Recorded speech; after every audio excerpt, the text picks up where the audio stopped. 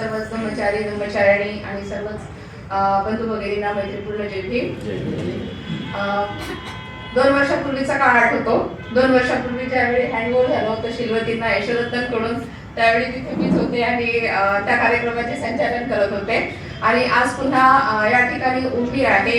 हाच कार्यक्रम आहे. एक प्रकारे एका व्यक्तीला निरोप देत आहोत आणि एका दुसऱ्या व्यक्तीचा आपण स्वागत करत आहोत. तर खूप आनंद होत आहे. आदरणीय ब्रह्मचारी शीलवतीजी यांच्याबद्दल बोलायचं तर 2 वर्ष त्यांनी ही जबाबदारी खूप चांगल्या प्रकारे पार पाडली.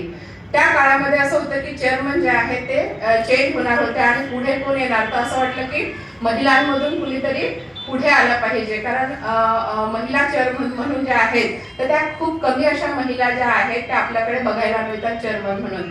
पण त्यावेळी शीलवतींनी तो पुढाकार दाखवला आणि आपल्या सेंटरच्या चेअरपर्सन म्हणून त्यांनी जबाबदारी घेतली आणि खूप चांगल्या प्रकारे त्यांनी ती जबाबदारी पार पाडण्याचा प्रयत्न केलेला आहे.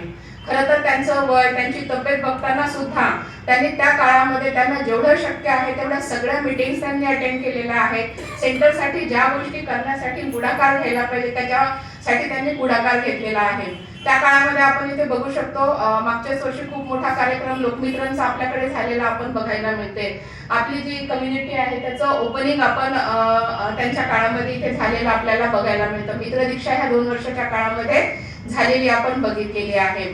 तर शीलवती ज्या आहेत त्यांच्यामध्ये श्रद्धा खूप चांगली भाग आहे. म्हणजे लहानपणापासून अमृतधारिणीने सांगितलं की त्या संघाच्या संपर्कात आहे.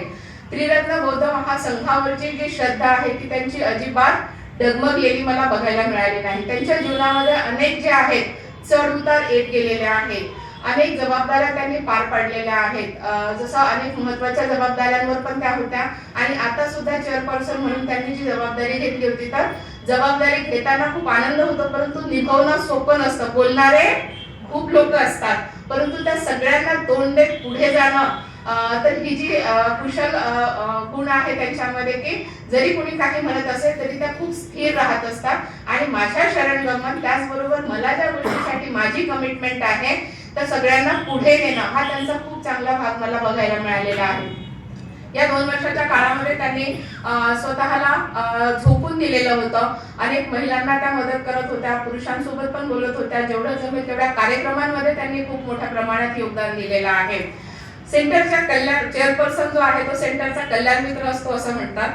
जसं फुटबॉलची मॅच आहे यांनी सांगितलं यशोभद्रांनी, तर कॅप्टन असतोय, कॅप्टनची गरज असते, तशी एखाद्या कॅप्टनची गरज असते. परंतु पुढे नेण्याचं काम कुणाचं असतं? सगळ्यांनी मिळून. एकटा कॅप्टन पुढे जाऊ शकतो का?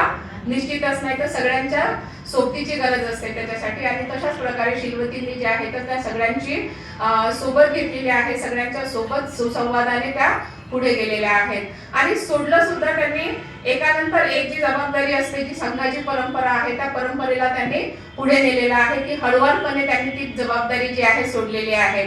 तर खरं तर त्यांची तब्येत आहे, त्यांचं कुटुंब आहे आणि काही वर्ष त्यांनी सर्व्हिस सुद्धा पूर्ण वर्ष केलेली आहे. ती सर्व्हिस आणि ह्या जबाबदाऱ्या पाळत असताना संघामधल्या सुद्धा जबाबदाऱ्या त्यांनी पाडलेल्या आहेत. तर हळूवारपणे त्यांना असं वाटलं की आता मी ही जबाबदारी घेऊ शकणार नाही किंवा ही जबाबदारी त्यांनी हँडओव्हर केलेली आहे.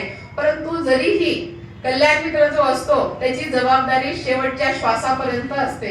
कारण एकदा तो कल्याण मित्र जरी म्हणजे ज्याची जबाबदारी घेतली तो जरी आला नाही तरी कल्याण मित्राची जबाबदारी असते की जिथे गरज असेल तिथे कल्याण मित्राने उभे राहायचं. आणि हीच अपेक्षा शीलवतींकडून पुढे सुद्धा आपण सगळेजण करू शकतो की पुढे सुद्धा आपल्या सेंटरसाठी, आपल्या सगळ्यांसाठी त्या अशाच पुढाकाराने आपल्याला मदत करतील. आणि आतापर्यंत त्यांनी ज्या पद्धतीने सहकार्य केलेलं आहे सेंटरला आहे, सेंटरच्या ब्रह्मचारी आहेत, ब्रह्मचारिणी आहेत, मित्र आहेत, सहाय्यक आहेत, त्यांनी नेहमीच एक प्रत्येकाच्या विकासाचा विचार केलेला आहे. तर तशाच पद्धतीने ते आपल्याला सर्वांना मदत करतील. तर त्यांच्या आतापर्यंत केलेल्या कुशल कामासाठी मी त्यांचं खूप खूप पुण्यानुमोदन करते आणि असंच पुढे सुद्धा ते आम्हाला असंच मदत करत राहतील. ह्या जबाबदारीतून जरी मोकळ्या झाल्या तरी मदत करण्याचा जो भाग आहे तो त्यांचा थांबणार नाही.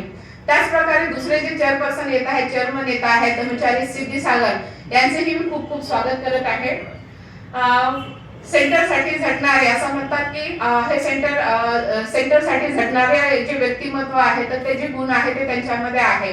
जसं सेंटर सुरुवात झालेलं आहे त्याच्या आधीपासूनच ते या सेंटरसाठी झटत असलेले आपल्याला बघायला मिळते. जिथे जिथे गरज आहे त्या त्या ठिकाणी सिद्धी सागर जे आहेत पुढाकार घेत आहेत, विहार निर्माण करण्यासाठी आहे. त्यांच्या घरापासून आपण बघू शकतो की काळेवाडी सेंटरची निर्मिती झालेली आहे. प्रत्येकाच्या सुखदुःखात ते सहभागी झालेले आहेत आणि होत आहेत. तर ही जी भूमिका आहे ते पुढे सुद्धा नेतील. आतापर्यंत त्यांच्यासाठी काही लिमिटेशन्स होत्या, परंतु आता जबाबदारी खूप मोठी आहे. त्याही संपर्कामध्ये त्यांना आता व्यापक बनावं लागणार आहे. प्रत्येक जो व्यक्ती आहे, कारण ते आता पुन्हा एका व्यक्तीचे कल्याण मित्र नसणार आहेत, तर सेंटरचे कल्याण मित्र असणार आहेत.